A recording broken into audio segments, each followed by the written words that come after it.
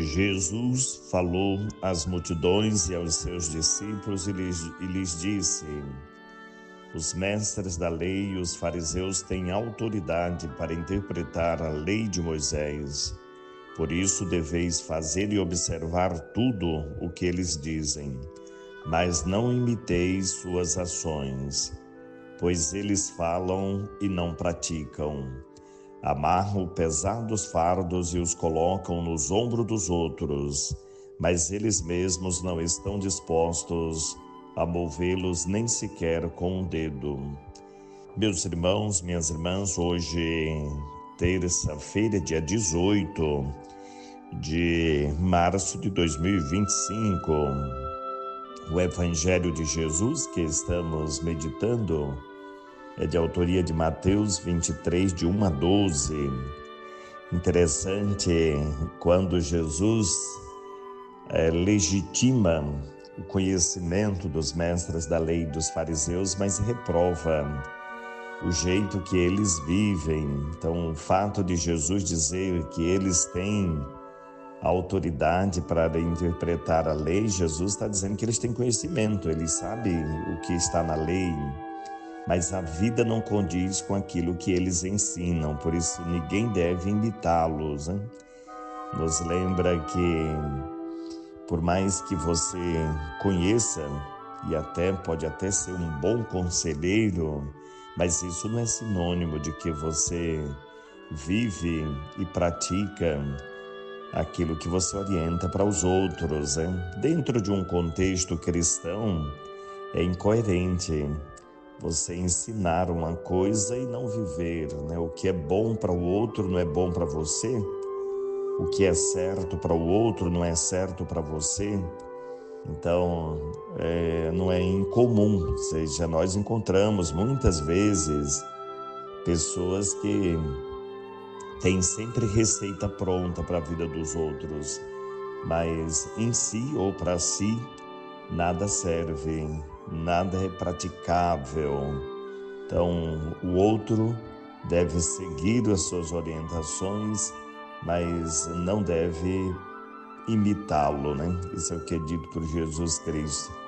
Até porque Jesus mesmo diz, olha, aquilo que eles oferecem para os outros, eles não têm coragem de fazer o mínimo, né? De tocar sequer com o dedo. Impõem regras muito pesadas sobre a vida dos outros, mas nos bastidores da vida eles vivem de qualquer jeito, ou eles vivem totalmente o contrário. E na conclusão do Evangelho, Jesus vai dizendo, né? Ou seja, nunca deixei chamar de mestre, pois um só é vosso mestre, e todos vós sois irmãos. Quem se exaltar será humilhado, e quem se humilhar será exaltado. Essa é a regra da vida cristã. Então, ensino e não pratico, oriento o caminho, mas não sigo. O que isso significa? Se as palavras comovem, o exemplo arrasta. Se as palavras direcionam, a minha vida leva ao seguimento. Isso é o que nós devemos entender muito bem para a nossa própria vida. Jesus não poupa palavras duras aos chefes religiosos, chama-os de hipócrita, né? Falsos, porque não cumprem o que pregam e ainda assim exige dos outros, né?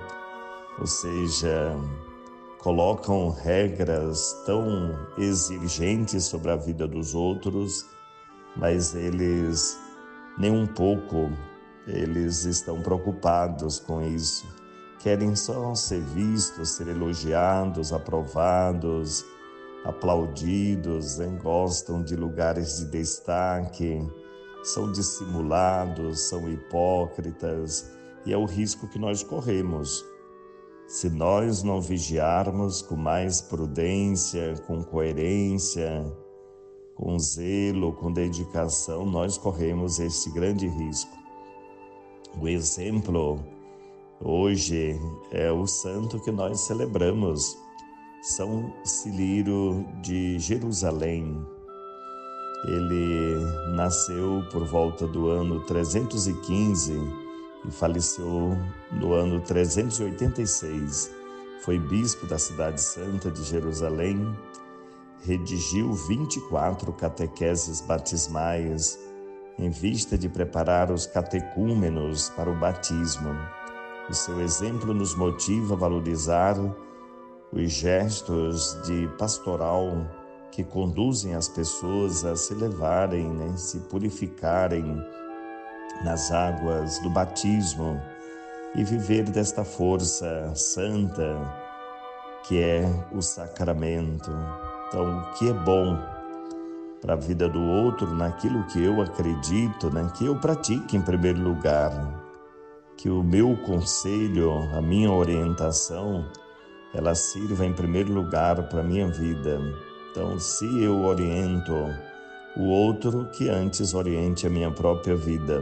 Que a palavra de Deus, neste tempo quaresmal, conduza os nossos passos nos caminhos da santidade, nos caminhos da perfeição, da renúncia do mal, e procuremos viver acima de tudo, então, do amor a Deus, da prática da generosidade e da caridade. Não deixeis que vos chameis de guia, pois um só é o vosso guia, Cristo. Nos lembra, o próprio Mestre, nosso Senhor Jesus Cristo. Ele é o único guia. Então, que ninguém se ache tão importante, tão mais superior aos outros, mas que, acima de tudo, as palavras que são orientação para os outros seja, em primeiro lugar, praticada e vivenciada por mim. Que Deus te abençoe a tua família, tua casa, o teu coração, te dê sempre a consciência do seguimento a Jesus Cristo, da prática e da vivência de sua palavra. Te livre de todos os males e te dê a paz. Em nome do Pai, do Filho e do Espírito Santo. Amém.